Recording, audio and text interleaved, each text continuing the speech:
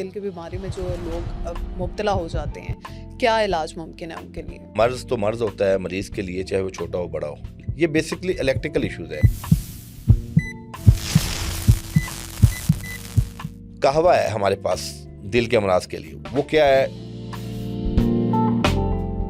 इस मौसम में ज़्यादा लोग हैज़े का शिकार होते हैं, उसकी क्या वजूहत है? ये बदहजमी की एक वर्स्ट कंडीशन है। बड़ी आंत की सलाहियत बेहतर है ना, आपकी इम्यूनिटी बेहतर होगी। मैदा जिसमें इंसानी का हौज है, जब उसको कहीं से रास्ता नहीं मिलता डकार का, ब्लड सर्कुलेशन का, हवा की सर्कुलेशन का, तो वहाँ इंसान की मौत भी वाक़या हो जाती है। कोई भी शख्स जिसको हैज़ा हो जाए वो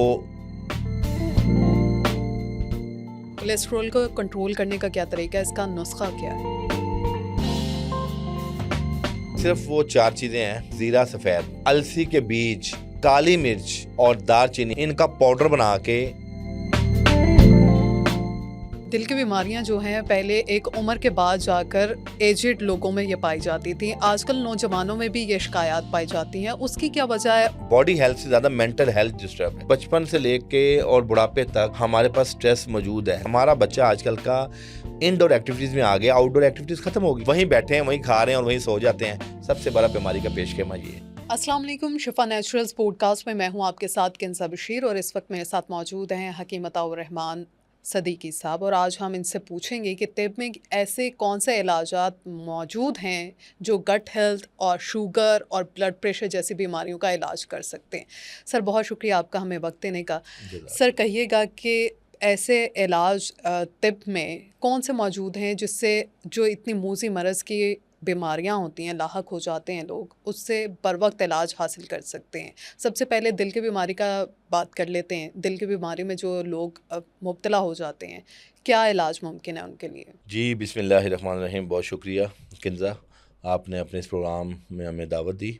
बेसिकली मर्ज़ तो मर्ज़ होता है मरीज़ के लिए, चाहे वो छोटा हो बड़ा हो। लेकिन जो दिल के अमराज हैं, कुछ हमारे ऐसे अमराज हैं जिनका सर्वाइवल बहुत कम होता है। अगर पिछली हिस्ट्री में जाएं तो हार्ट अटैक का तो सबने सुना है, लेकिन लास्ट 1 to 2 ईयर से कार्डिक अरेस्ट एक आ गया है जिसके अंदर आपका सर्वाइवल बिल्कुल ज़ीरो है। बुनियादी तौर पे वजूहात बताना बहुत ज़रूरी होता है। हार्ट अटैक में तो आप बहुत सी वजूहात हैं। आपका कोलेस्ट्रॉल ज़्यादा है, आपके जेनेटिकली इश्यूज़ हैं, आप स्ट्रेस में हैं, आपकी आर्टरीज में ब्लॉकेज आती है, इस तरह बहुत से फैक्टर्स हैं। और फिर वो क्लॉट बनता है, बहुत से फैक्टर्स हैं। ये बेसिकली सप्लाई का इशू है, यानी आपकी जो सप्लाई है दिल की तरफ, वो उसमें रुकावट आती है जिससे दिल का जो कुछ मसल्स हैं उनमें ऑक्सीजन ना मिलने से वो हिस्सा डेड होना शुरू हो जाता है। तो ये मसाइल बनते हैं। ठीक है। दूसरे ज़ुमरे में जो कार्डिक अरेस्ट है, आपने देखा होगा कि आज से 2.5-3 माह पहले एक टीचर बच्चों को लेक्चर देते हुए सडन गिरते हैं और उनकी डेथ हो जाती है। ये कार्डिक अरेस्ट है। इसमें क्या होता है कि नब्ज़ चल रही होती है लेकिन आपके दिल, ये बेसिकली इलेक्ट्रिकल इश्यूज़ है। इलेक्ट्रिकल इश्यूज़ क्या होता है कि अचानक अब हम ये पॉडकास्ट कर रहे हैं, लाइट जा रही है, स्पीकर ऑन है, एसी चल रहा है, अचानक जब लाइट बंद हो जाएगी तो हर चीज़ ब्लाइंड हो जाएगी। हाँ जी। तो क्यों इलेक्ट्रिकल सिस्टम इसका डिपेंड होता है हमारी न्यूट्रिशन पे। हार्ट की न्यूट्रिशंस होती हैं, जैसे मैग्नीशियम है, जिंक है, कैल्शियम है, सोडियम है। ये लेवल जब अचानक हमारी बॉडी में डाउन होते हैं और उनके डाउन होने से एकदम सप्लाई रुकती है, इलेक्ट्रिकल सप्लाई, जिससे हमारा दिल एकदम बंद हो जाता है, झटका मारता है और वहाँ हमारी पूरी बॉडी की सप्लाई जो है ना वो मफलूज हो जाती है। ये सबसे ख़तरनाक पोजीशन है। अच्छा, हमारे तिब के अंदर जो दिल के अमराज के वाले से चीज़ें हैं उसमें अल्हम्दुलिल्लाह, अगर मैं तिब नबवी से शुरू हूँ तो अल्लाह पाक ने एक ऐसी ज़बरदस्त चीज़ बनाई है जिसका नाम है तिब में सफ़र जल, बही का मुरब्बा। जो लोग भी हिफ्ज़ मा तक़द्दुम दिल के अमराज से बचना चाहते हैं, या वो लोग जो दिल के अमराज में मुब्तला हैं, वो मुरब्बा सफ़र जल को धो के इस्तेमाल कर लें। चूँकि आजकल जो दिल के मरीज़ हैं उनमें मोर देन 70% डायबिटीज़ भी हैं उन लोगों को। तो आप बही का मुरब्बा, सफ़र जल का मुरब्बा धो के इस्तेमाल कर लें तो इससे आपके दिल के अमराज बेहतर हो जाते हैं। ठीक है। दूसरे नंबर पे मैं आपको प्रिकॉशन बताऊंगा कि हमने दिल के अमराज से बचना कैसे है। कौन कौन से तिब के अंदर ऐसी ज़बरदस्त चीज़ें हैं जिसके इस्तेमाल से कबल अज़ वक्त हम मूज़ी अमराज से बच सकें। अनारदाना एक आम सी चीज़ है, इसको आप पुदीने की चटनी की शक्ल में खा लें, या इसका आप दो इस फार्मूले हैं, एक कहवा की शक्ल में है, एक पुदीने की चटनी की शक्ल में। पुदीने की चटनी वही है जो घरों में बनती है, जिसमें आप अदरक भी डालते हैं, जिसमें आप लहसुन भी डालते हैं, जिसमें आप पुदीना भी डालते हैं, उसमें आप अनारदाना डाल लें, थोड़ी सी अजवाइन, ज़ीरा सफ़ेद, मेथी दाना, कलौंजी और मिर्च हस्बे ज़ायका या हस्बे ज़रूरत, और नमक भी हस्बे ज़ायका हस्बे ज़रूरत। उसका मिक्सचर बना के हर खाने के साथ जो लोग 2-3 चम्मच वो चटनी खाएँगे, तो आप यकीन करें आर्टरीज़ भी खुलती हैं, कोलेस्ट्रॉल भी ठीक रहता है, लीवर फैटी भी ठीक होगा और यूरिक एसिड भी ठीक होगा। जी। तो ये भी एक दुनिया की बेहतरीन चीज़ है, जो लोग दिल के अमराज से बचना चाहते हैं वो ये चटनी का इस्तेमाल करें। कहवा है हमारे पास दिल के अमराज के लिए, वो क्या है, 1 कप पानी में श्रीलंका की दालचीनी, रिंग वाली दालचीनी, दालचीनी 2 होती हैं, एक आम छाल हमारे पाकिस्तान में बिकती है, लेकिन वो छाल है उसकी एफिकेसी कम है, लेकिन जो श्रीलंकन रिंग वाली दालचीनी है उसकी एफिकेसी मोर देन 70% ज़्यादा है। अच्छा। वो आप एक टुकड़ा ले लें आधे इंच या 1 इंच का, वो 1 कप पानी में उसको उबालें, और एक हमारे पास एक दरख्त है अर्जन का दरख्त, उसकी छाल भी आम कॉमन मिल जाती है, पंसार से भी मिल जाती है, वो आप खुद भी उतार सकते हैं अगर आपके घर के करीब वो दरख्त लगा है। अर्जन की छाल का भी एक छोटा सा पीस ले लें 1 इंच का, और उसमें आप आधी चम्मच जो है ना आपने डालना है अनारदाना, और 2 अदद इलायची, और तकरीबन इमली जो होती है ना, इमली के कोई 2 या 3 अदद, ये मसलन 1 गिटक वाली इमली जितनी होती है ना, वो 3 अदद, 3 गिटकों के साथ वो इमली डाल लें आप, उसको आप पकाएं, बल्कि आप इनको 1.5 कप पानी में पका लें, पानी 1 कप रह जाए, और वो सुबह निहार में पीना शुरू कर दें। आप यकीन कीजिए, जिन लोगों में थोड़ा सा भी समथिंग रॉन्ग हार्ट के इश्यूज़ हों, या जो कहते हो हमारे दिल वाली साइड पे पेन होती है, नमनस आती है, या उनका कार्डिक लेवल, कार्डिक जो एंजाइम है वो ज़्यादा हों, तो आप यकीन करें 15 से 20 दिन का इस्तेमाल बिफोर ड्यू टाइम आपकी आर्टरीज़ को भी खोलता है, कुशादगी पैदा करता है, वेजल्स की स्टिफनेस और स्टेनोसिस की जो इश्यूज़ हैं उसको भी रेक्टिफाई करता है।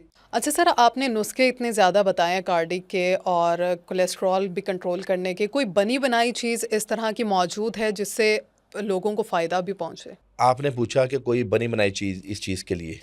अच्छा, वेलनेस का एक कार्डियो केयर कहवा है, तकरीबन उसके अंदर ये तमाम इंग्रेडिएंट्स जो हम लोग बनाते हैं, जिसके अंदर आपकी दालचीनी भी है, सौंफ भी है, अनारदाना भी है, और इस तरह मुख्तलिफ जो है गाओ ज़ुबान है, और अर्जन की चाल है, ये तमाम चीज़ें उस कहवे में मौजूद है। अगर जो लोग ये चीज़ें जो हमने नुस्खा बताया बनाना मुश्किल है, तो वो ये कार्डियो केयर कहवा जो है ना इसका इस्तेमाल करें, तो वो भी उनके लिए बहुत ज़्यादा सूदमंद साबित होगा। ठीक है। अच्छा सर, दिल की बीमारियां जो हैं पहले एक उम्र के बाद जाकर एजेड लोगों में ये पाई जाती थी, आजकल नौजवानों में भी ये शिकायत पाई जाती हैं, उसकी क्या वजह है? और स्ट्रेस भी लेते हैं, वो भी हार्ट अटैक की वजह बनता है। ये जो हम जिस दौर से गुजार रहे हैं ना, इसमें हमारी सबसे ज़्यादा बॉडी हेल्थ से ज़्यादा मेंटल हेल्थ डिस्टर्ब है। आप देखें, इंसान इतना ज़्यादा डिप्रेशन, एंजाइटी में चला गया कि आज का बच्चा जो 12 साल, 15 साल, 20 साल का है, कभी सोचा था कि वो एंजाइटी में जाएगा या उसको जो है ये डिप्रेशन होगा? आज बच्चा देखें ना, मैट्रिक में जाता है तो कंपटीशन होता है, अगर उसके नंबर कम आते हैं वो एंजाइटी में चला जाता है, डिप्रेशन में चला जाता है। अगर वो पढ़ाई करने के बाद ग्रेजुएशन में जाता है और अच्छी तालीम हासिल करने के बाद उसको नौकरी नहीं मिलती, वो वहाँ पे एंजाइटी में जाता है, और फिर नौकरी के बाद शादी के मसाइल, फिर घरेलू मसाइल, हमारा जो सोशल एक नेटवर्क है उसमें मसाइल। हम अगर देखें तो बचपन से लेके और बुढ़ापे तक हमारे पास स्ट्रेस मौजूद है, लेकिन पहले वक्तों में जैसे वो एक मारूफ मिसाल है ना कि एक बंदा कमाता था तो 100 खाते थे, वो एक सुख होता था। लेकिन ये वो दौर जा रहा है जिसमें अगर आप घर के 10 अफराद हैं तो 10 को कमाना पड़ेगा तो आप सर्वाइव कर सकेंगे। जब ऐसा माशरे के अंदर माहौल बन जाए तो आप माशी तौर पे, मेंटली तौर पे और सोशली तौर पे आप बहुत ज़्यादा कमज़ोर हो जाते हैं, आपके मसाइल बनते हैं। अच्छा, ये जो बच्चों का स्ट्रेस लेना है ये भी दिल के अमराज का बायस है। बच्चे हमारे अपनी बातें शेयर नहीं करते। दूसरी चीज़ लैक ऑफ एक्सरसाइज है। हमारा बच्चा आजकल का इंडोर एक्टिविटीज़ में आ गया, आउटडोर एक्टिविटीज़ ख़त्म हो गई। आप देखें ना, पहले बैडमिंटन खेलते थे बच्चे, क्रिकेट खेलते थे, अपना वॉलीबॉल खेलते थे, बहुत सी गेम्स खेलते थे जिसमें बॉडी वार्म अप होती थी। आज इंडोर एक्टिविटीज़ में मोबाइल है, और उसमें क्या है, आपकी मेंटल कंजम्पशन ज़्यादा है, फिजिकल आपके जो कैलोरीज हैं वो बर्न नहीं होते, जहां आप बीमार होते हैं। तीसरी अहम चीज़ है कि हमारा लाइफस्टाइल सेडेंटरी हो चुका है। आज का बच्चा वो ग़िज़ाएं नहीं खा रहा जो पुराने कोना हमारे वालिदैन हमें बना के दिया। कुछ उसमें वालिदैन का भी हाथ है, कुछ बच्चों का भी हाथ है। अब इस घर में देखें ना, पहले हमारे वालिदैन बच्चों को पंजीरी बना के देते थे, साबूदाना की खीर देते थे, इसके अलसी के लड्डू बना के देते थे। उन वालिदैन को अपने बच्चों की फिक्र होती थी कि हमारा बच्चा ग्रोइंग एज में है, इसके मसल डेवलप होंगे, इसके असाब बनेंगे, दिमागी तौर पे मजबूत होगा, फिर ये दुनिया में अपना मुकाबला कर सकता है, चाहे वो स्टडी का है, चाहे वो तालीम का है, या चाहे वो किसी भी अपने ऑक्यूपेशन में है। लेकिन अब हमारी इस दौर में सबसे बड़ा अलमा ये है कि वालिदैन बच्चों को पैसे दे देते हैं कि बेटा आप अपना नाश्ता खुद ही तैयार कर लें। अब वो बच्चा चाहे बेकरी खाए, चाहे जंक फूड खाए, चाहे वो कोल्ड ड्रिंक्स पिए, वो अब उसमें क्या रखा है, उसमें कोई सेहत नहीं रखी। दूसरी अहम चीज़ है कि हमारे बच्चे, आपको पता है पहले 2 खाने होते थे जी। हमारे हकीम सही साहब अल्लाह उन्हें गनी की रहमत करे, हमदर्द के सीयू हैं, वो 2 खाने खाया करते थे। और हमारे अबाउदाद, मेरे वालिद साहब भी जो कि तबीब थे, मेरे दादा भी तबीब थे, तो वो भी 2 खाने खाया करते थे। अच्छा। लेकिन हम ये नहीं कहते इस दौर में कि अब आप भी 2 ही खाने खाएं, क्योंकि उस दौर में लोग अगर 2 खाने खाते थे तो इशा के बाद सो भी जाते थे। आज लोग फजर के बाद सो रहे हैं, तो इसलिए 3 खाने भी आप खा सकते हैं। लेकिन अनफॉर्चुनेटली हमारे 5 खाने हो चुके हैं। एक सुबह का नाश्ता, एक ब्रंच, फिर लंच, फिर सुपर टाइम, हाँ जी, देन बल्कि छठा खाना भी मैं बता देता हूँ, देन लंच, अपना डिनर, और फिर बेड मील, जो कि कोरोना के बाद पूरे पाकिस्तान क्या पूरे एशिया या पूरे मेरा समझ तो पूरी वर्ल्ड में ये एक चेंजिंग आई है कि लोग ज़्यादा बीमार हुए हैं कोरोना के बाद से। उसमें क्या हुआ है कि बेड मील लोगों ने लिए हैं, सारी से रात कंप्यूटर पे या मूवीज़ या देख रहे हैं या मोबाइल यूज़ कर रहे हैं। अब वो क्या होता है, जब दिमाग एक्सेस चलता है तो एपिटाइट बढ़ती है। अब उसमें आप वहीं बैठे हैं, वहीं खा रहे हैं और वहीं सो जाते हैं। सबसे बड़ा बीमारी का पेशखेमा ये है। तो ये तमाम चेंजिंग हमें अपनी लाइफ से जब ख़त्म करेंगे तो फिर इंशाल्लाह हमारा नौजवान जो है इन मुज़ी मराज से बच सके। कोलेस्ट्रॉल का बढ़ जाना भी दिल पर वज़न डालता है, दबाव डालता है, वो भी वजूहात बनती है हार्ट अटैक की। जी बिल्कुल, हमारी बॉडी के अंदर लिपिड्स लेवल का बैलेंस होना बहुत कंपलसरी है। हाँ, अब आपको मैं मज़े की बात बताऊँ, चूँकि मैं कंसल्टेंट हूँ, रोज़ाना 50-60 पेशेंट हम देखते हैं, तो यकीन करें कि 3-4 बीमारियाँ ऐसी हैं, अगर हम बगैर नब्ज़ देख के हर एक को बताएं ना तो वो सच है। अच्छा। मैदा 100% लोगों का ख़राब हो चुका है, उसमें बहुत सी वजूहत हैं, हम उस बहस में नहीं पड़ते। कोलेस्ट्रॉल पहले बड़ों को होता था, बुजुर्गों को होता था, अब ये जवानों की और बच्चों की भी बीमारी बन चुका है। तीसरे नंबर पे फैटी लिवर ग्रेड 2, ये तो मुझे लगता है कि फैशन बन चुका है। अच्छा। यानी मैंने आज तक किसी बहुत कम अल्ट्रासाउंड देखे जिसमें ग्रेड 1 में लोगों का वो हो फैटी लिवर।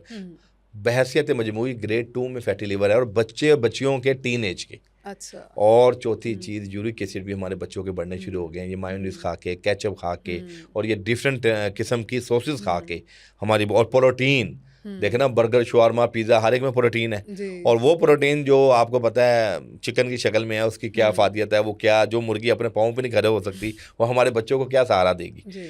तो ये जब तक हम इन चीज़ों से दूर नहीं होंगे, बाहर नहीं निकलेंगे, आप यकीन करें लोग दवाइयों पे रिलाय करते हैं। मैं कहता हूं कि आप अपना लाइफस्टाइल बेहतर कर लें तो आप दवाइयों की ज़रूरत नहीं पड़ेगी। आप अपना लाइफस्टाइल बेहतर कर लें तो आपको डॉक्टर के पास जाने की ज़रूरत नहीं पड़ेगी। आप अपना नींद को बेहतर कर लें। आपको पता है, मैंने हमेशा लोगों को ये तरजीह दी है कि अपनी मेंटल हेल्थ को बेहतर करें, अपने अंदर एक अपनी जिस्मानी बीमारी पे अपने दिमागी जो प्रेशर उसको हावी ना करें। आप आपको खंदा पेशानी के साथ बीमारी को बर्दाश्त करना है और बीमारी का इलाज करें। देखें, कोई भी बीमारी अगर किसी इंसान को आती है वो अल्लाह की रहमत है। कुरान में है कि कोई बीमारी आती है वो हमारे गुनाहों के माफ़ करने का कफ़ारा भी है और तलाफ़ी भी करती है। तो ये है कि हम उस बीमारी को परेशान ना हो। कोई बीमारी, आप देखें बड़ी से बड़ी बीमारियाँ हमारी फैमिली में, अगर किसी को अचानक पता लगे कि जी इस भाई को या इस बहन को कैंसर है, तो जब वो कैंसर का लफ्ज़ सुनता है तो अपने आप को फिल फॉर मौत से मिला लेता है। उसके ज़हन में आता है बस अब मुझे कैंसर हो गया, मैंने 2-4 माह में दुनिया से चले जाना। लेकिन मैं उन लोगों के लिए भी ये उम्मीद की किरण देना चाहता हूँ कि बहैसियत मुसलमान बीमारी का मौत से दूर का भी कोई वास्ता नहीं। बीमारी और चीज़ है, मौत और चीज़ है। और इसकी मैं आपको गवाही इस तरह दे सकता हूँ, हमारे पास 20-20, 25-25 साल से ऐसे लोग आ रहे हैं जो बिल्कुल बीमार हैं और कई बीमारियों में मुब्तला हैं पर उन्हें मौत नहीं आती। और कुछ ऐसे लोग हैं जो घरों में बैठे हैं और सडन डेथ हो जाती है। तो अपने जहनों से ये खौफ निकाल दें कि बीमारी का मौत से कोई ताल्लुक़ है। या हमारे बहुत से मुआलिजीन, मैं किसी एक का नाम नहीं लूँगा, किसी भी पैथी के वो मुआलिजीन हैं जो हमारे मरीज़ों को डरा के धमका के इलाज करते हैं, वो भी गुनाह के ज़ुमरे में आएगा। चूँकि नबी मेहरबान ने फरमाया कि कोई मरीज़ है उसकी तसल्ली और तशफ़ी से उसका इलाज किया जाए, ना कि उसको खौफ पैदा करके इलाज किया जाए कि अगर उसके अंदर कोई मूजी मर्ज भी आ गया और आपको पता है कि इसने कुछ दिनों में मर जाना है, तो आप उसको ये इत्तला दे के कबल अज़ वक्त रोज़ तो मौत ना देना। तो ये हमारे नबी मेहरबान ने जो 1400 साल कबल जो तालीमात दी हैं, जो फरमुदात दिए हैं, अगर उसी को हम उसी SOP पे चलेंगे तो यकीन कीजिए हमारे अंदर हौसला भी आएगा और ये बीमारियों को बर्दाश्त करने की सलाहियत भी आएगी। कोलेस्ट्रॉल को कंट्रोल करने का क्या तरीका है, इसका नुस्खा क्या है? जी, कोलेस्ट्रॉल के लिए हमारे पास बहुत सी चीज़ें हैं। देखें, सबसे बड़ी अहम चीज़ है लहसुन। आपको पता है लहसुन के अंदर कुछ ऐसे अल्कलाइड मौजूद होते हैं जो आपके ट्राइग्लिसराइड को भी कम करते हैं, कोलेस्ट्रॉल को भी कम करते हैं। लेकिन ट्राइग्लिसराइड का मीठे के साथ भी बहुत गहरा ताल्लुक होता है, आपको पता है। उसमें हमें मीठे को भी कम करना पड़ता है, नंबर 1। नंबर 2, एक मैं नुस्खा आपके प्रोग्राम के तवज्जुह से बताता हूँ, वो सफ़ू बना के अगर इस्तेमाल किया जाए तो कुछ अरसे में आपका कोलेस्ट्रॉल लेवल कम हो जाता है। अच्छा। और सिर्फ वो 4 चीज़ें हैं। नंबर 1, ज़ीरा सफ़ेद 1 छटांग, अलसी के बीज 1 छटांग, काली मिर्च आधी छटांग और दालचीनी आधी छटांग। ठीक है। ये 4 चीज़ें इनका पाउडर बना के तकरीबन 1/4 से लेके ½ टीस्पून तक, ये एक मुआलिज को पता है कि उसका वेट क्या है, उसकी हाइट क्या है, उसके अकॉर्डिंगली डाइट डोज को एडजस्ट किया जाए। ये 4 चीज़ों का मुरक्कब 2 टाइम, जिन लोगों को अगर बॉर्डर लाइन केस है तो BT डोज में ले लें, और जिनको बहुत ज़्यादा अगर है 300 350 पे चला गया है कोलेस्ट्रॉल या ट्राइग्लिसराइड भी ज़्यादा चले गए हैं 250 पे, तो उनके लिए ये 3 टाइम बिफोर मील लेना शुरू कर दें। आप यकीन कीजिए 1 महीने के अंदर दायमी तौर पे कोलेस्ट्रॉल कम हो जाएगा, ट्राइग्लिसराइड कम हो जाएंगे, और आप ये जो दिल के मूजी अमराज है इसकी जो एक अलार्मिंग पोजीशन उससे बाहर आ जाएंगे इंशाल्लाह। कोलेस्ट्रॉल बढ़ता है तो और भी मज़ीद बीमारियां लाहक हो जाती हैं इंसान को, उसके साथ साथ मोटापा भी होता है। जी, मोटा भी होता है इंसान, उसकी क्या वजूहात हैं और उसका नुस्खा क्या है उससे बचने का? मिस, मोटापा इंटरनेशनली तौर पे 14 रीज़न है ओबेसिटी की हमारी बॉडी में। अच्छा। अब हमारे यहाँ लोग जब कोई एक दवाई लॉन्च करते हैं ना, तो वो 14 चीज़ों को अहाता नहीं कर सकते। हाँ, उनमें से 5-7 का कर सकती हैं जो रेलिवेंट है। मिसाल के तौर पे मोटापा अगर ख़वातीन में देखा जाए तो पॉलीसिस्टिक ओवरीज की वजह से भी ओबेसिटी होती है मोटापा, वाटर टेंशन की वजह से भी होती है। चूँकि ख़वातीन हमारी बहनें स्ट्रेस बहुत लेती हैं, तो जब आप स्ट्रेस की हालत में आपकी बॉडी में कार्टिसोल रिलीज़ होता है तो वाटर टेंशन बढ़ा देता है, उससे भी ओबेसिटी होती है। तीसरे नंबर पे हमारे जो बहसियत मजमूई सभी में मर्द और ख़वातीन में कॉन्स्टिपेशन भी इसकी रीज़न है। हाइपोथैलेमस ब्रेन के सेल्स हैं जिसके अंदर डिजेनरेटिव चेंजिंग हो, तो उसमें भी मोटापा होता है। इसी तरह आपका जेनेटिकली मोटापा भी एक इसकी इकसाम में पाया जाता है कि ख़ानदानी तौर पे, मरूसी तौर पे आपके अंदर मोटापा पाया जा रहा है, आपके वालिद वालदा ख़ानदानी तौर पे ओबेस्ट हैं, तो वो बच्चों में वो चीज़ आती है। फिर सेडेंट्री लाइफस्टाइल भी मोटापे की वजूहात हैं, यानी कि जहाँ आप खा रहे हैं वहीं बैठ गए और वहीं पे सो रहे हैं, आपका मेटाबॉलिक सिस्टम काम ही नहीं कर रहा, आपने जो भी कैलोरीज ली हैं वो बर्न नहीं हो रहे, तो वो भी मोटापे की शक्ल है। यानी कि 14 रीज़न हैं। लेकिन मैं आपको एक ऐसा नुस्खा आपके इस प्रोग्राम के तवज्जुह से अवाम नास को देना चाहता हूँ कि ये एक फार्मूला है जो घरों में बना के रख लें। आप यकीन कीजिए इसमें आपका मोटापा 100%, कोई शख्स ऐसा नहीं होगा वो ये कहेगा कि मेरा वज़न 1 किलो 2 किलो या 3 किलो कम नहीं हुआ, होगा 10 दिन 15 दिन के अंदर। लेकिन उसके लिए कंपलसरी है कि वो वॉक भी करेगा और अपनी डाइट पे भी गौर व खोज करेगा। वो कहेंगे ना, हम कहेंगे तो शिकायत होगी कि आप क्या क्या बदपेजी कर रहे हैं, तो आप खुद ही गौर कर लें कि आप क्या बदपेजी कर रहे हैं। नुस्खा मैं आपके इस प्रोग्राम में बताना चाहता हूँ कि हमारे पास एक चीज़ है जिसको हम शुरू कर लेते हैं, ज़ीरा सफ़ेद। ये भी मोटापे के नुस्खे का एक हिस्सा है। ज़ीरा सफ़ेद आपने ले लेना 1 छटांग, ठीक है। देसी अजवाइन आपने ले लेनी है 1 छटांग, मको दाना, मको के बीज होते हैं, इसको भी आपने ले लेना है 1 छटांग। 3 चीज़ें हो गई। और चौथी चीज़ आपने लेनी है लाख दाना, ये भी हमारे हर्बल इंग्रेडिएंट्स है, ये भी आपने ले लेना है आधा छटांग। और 5वीं चीज़ आपने लेनी है बरगे सोदाब। अच्छा। ये पत्ते होते हैं दरख्त के, बरगे सोदाब पौधा एक होता है, उसके पत्ते होते हैं। इन 5 चीज़ों को आपने लेने के बाद बिल्कुल पाउडर कर लेना है, ग्राइंड कर लेना है, और आधा चम्मच से लेकर 1 चम्मच तक सुबह शाम खाली पेट लेना शुरू कर दें। और इसके साथ थोड़ी सी मीठे की naan kulcha paratha, bakery, fast food, junk food कम कर दें। मैं नहीं कहूँगा आप छोड़ दें, हमारे कहने से लोगों ने कब बात मानी है। हम ये ज़रूर कहेंगे कि आप कम कर दें। जहाँ आप डेली दूसरे तीसरे दिन बदपेजी करते हैं वहाँ चलें 15 दिन में एक बार कर लें। आप ये नुस्खा आपने इस्तेमाल करना है, 15 दिन के बाद अपना वेट कर लिए according to body mass index 1.5 से 2 kg वेट हर शख्स का कम होगा, लेकिन वो उसका कम होगा जो ओबेस्ट होगा।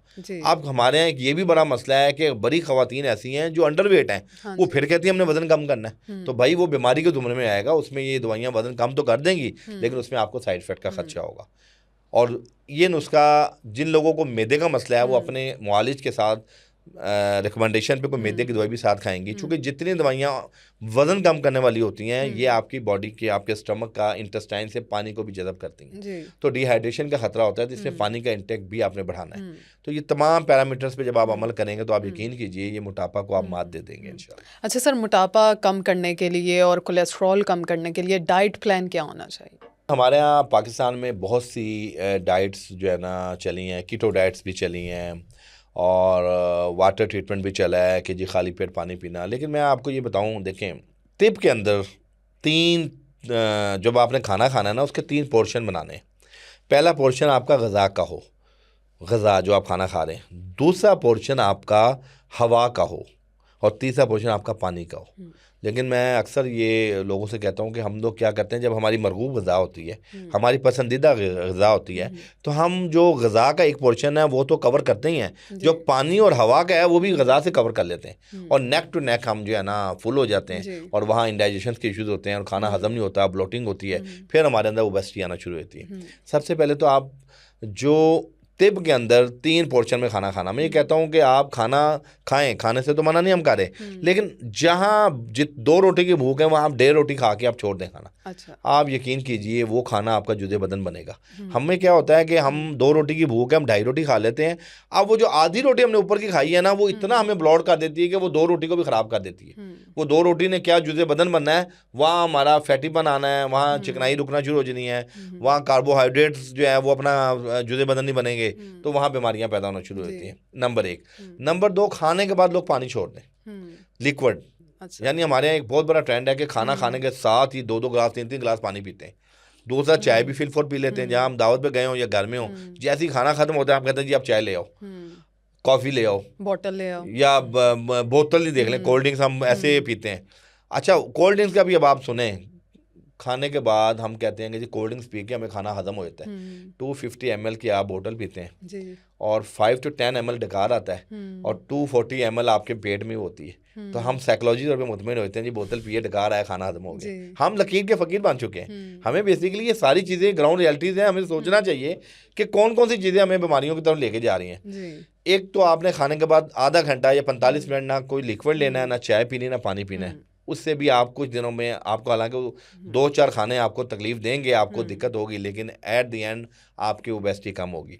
तीसरे नंबर पे आपने चीनी को छोड़ देना है। चीनी को अपनी ज़िंदगी से ख़त्म कर देना। वो आप चाय में पिए, ना वो आप कोई मीठा। अच्छा, हमारे यहाँ लोग कहते हैं जी मैं तो मीठा ज़्यादा खाता नहीं, लेकिन मैं उनको जब उनकी ज़िंदगी में गौर खोज करें तो वो ये क्या कहते हैं, कुल्फ़ी खा रहे हैं, कुल्फ़ी में मिठास है, फिर ये पेस्ट्री खा रहे हैं, किसी की सालगिरह घर में है, केक खा रहे हैं, तो ये तो सारी सिंथेटिक मिठास है ना। ये तो ज़्यादा ओबेसिटी करती है और भारी बोझल भी करती है। आप देखें ना, आप खाली पेट केक ही खा लेना 2-4 चम्मच, तो आपका वो जो अगला खाना होता है ना वो आपका खाने को दिल नहीं करता। वो शाम तक उसी केक के डकार आ रहे होते हैं। वो क्रीम इतनी भारी होती है, वो केक आपके जो ब्रेड है केक के उसके साथ मिलके वो आपका ऐसा कम्बिनेशन बनता है कि वो आपकी तबीयत को भारी बोझल कर देती है।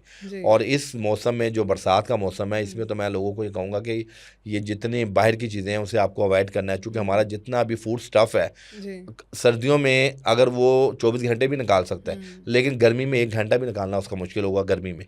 तो हम लोग ये चीज़ हमें सोचनी चाहिए कि बाहर जो चीज़ हमें गर्म करके मिल रही है, अब जो शवारमा बनाते हैं या पिज़्ज़ा बनाते हैं, इनका मटेरियल सुबह तैयार होता है और वो रात को हमें मिल रहा होता है। चूँकि वो गर्म होता है तो वो टेस्ट उसका डेवलप हुआ होता है, हम खा तो लेते हैं, लेकिन हमारी बॉडी में जाके जो टॉक्सिन करता है, जो वो कॉलिक पैदा करता है, जो वो ये डिस्पेप्सिया पैदा करता है, जो वो हैज़ा करता है, तो वो हमें उसके बड़े बुरे नताइज मिलते हैं फिर बाद में, कि हम अपने आप को कितना बीमार कर बैठते हैं इन चीज़ों की वजह से।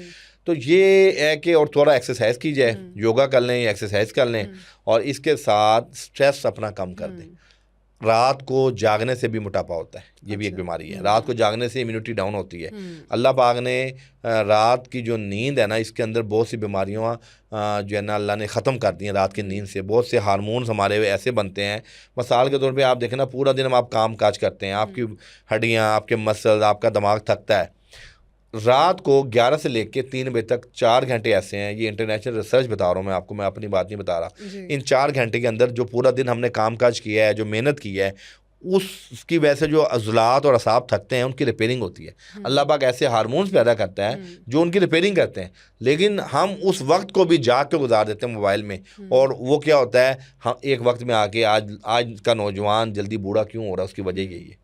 आप देखें 70 साल तक, 60 साल तक भी लोग बूढ़े नहीं होते थे, लेकिन अब 30-35 साल में आपके अंदर बुढ़ापे के असरात आ रहे हैं, चाहे फिजिकली तौर पे आ रहे हैं, चाहे वो मेंटली तौर पे आ रहे हैं, वो आपके सामने। अच्छा सर, आपने हैज़े का जिक्र किया कि इस मौसम में ज़्यादा लोग हैज़े का शिकार होते हैं, उसकी क्या वजूहत है, क्यों हैज़ा हो जाता है और उसका नुस्खा क्या होना चाहिए? हाँ, बेसी बड़ा अच्छा सवाल है और इस मौसम में आपने किया। हैज़ा बेसिकली ये बदहज़मी की एक वर्स्ट कंडीशन है, एक ऐसी कंडीशन है कि जिसमें आपके बॉडी का पानी एकदम जज़ब हो जाता है। अच्छा, हैज़े में उल्टियाँ भी आती हैं और मोशन भी आते हैं, और मोशन इतने आते हैं कि इंसान बिल्कुल लागर हो जाता है। आपको पता है हमारी बॉडी में जो इम्यून सिस्टम स्ट्रॉन्ग करने में 2 ऑर्गन का बड़ा अमल दखल है। एक आपके टॉन्सिल्स, जिन लोगों के टॉन्सिल्स मजबूत है ना, उनकी इम्यूनिटी बेहतर होती है। जिनकी इंटेस्टाइन, बड़ी आंत की सलाहियत बेहतर है ना, आपकी इम्यूनिटी बेहतर होगी। इसकी मिसाल मैं ऐसे देता हूँ, बड़ा सेहतमंद इंसान है, गला ख़राब होता है, फौरी फीवर, बुखार हो जाता है, क़ुव्वत मुदाफ़ा डाउन होगी। और 7 फुट लंबा आदमी है, ये उसकी सेहत है, उसको 5-6 मोशन आते हैं, डिहाइड्रेशन होती है, वो कांपने लग जाता है। हाँ जी। उसकी बॉडी से नमकियात की कमी हुई थी। तो ये दोनों ऑर्गन जिस बंदे के मजबूत होंगे तो वो बंदा, उसका इम्यून सिस्टम बेहतर होगा। अच्छा, इन दोनों ऑर्गन का अटैक हमारी डाइट से है। मिसाल के तौर पे हम क्या करते हैं, बरसात के मौसम में हम बर्गर, शवारमे, पिज़्ज़े, अंडा टिक्की और बाहर के खाने खा रहे हैं, ये स्टफ़ हमारा घुस जाता है। ये स्टफ़ हमारा जो है ना स्मेल छोड़ देता है, लेकिन जब इसको हम गर्म करके और मसाले डाल के दोबारा से रिफ़्रेश करके खा लेते हैं तो वो क्या होता है, गुम हो जाता है। हमें पता लग जाता है खाना खाने के बाद कि ये खाना हमें ना हज़म नहीं हो रहा, इसके अंदर कोई बैड बैक्टीरिया आ चुके हैं, इसमें टॉक्सिन आ चुका है, इसमें फंगस आ चुकी है जो हमारे में। फिर क्या होता है, कुछ देर बाद हम फिर अपने टोटके करते हैं, कोई चूरन खाते हैं, कोई पक्कियाँ खाते हैं, लेकिन ये हैज़े को बहुत जल्दी कोई चूरन फक्की भी नहीं संभाल सकता।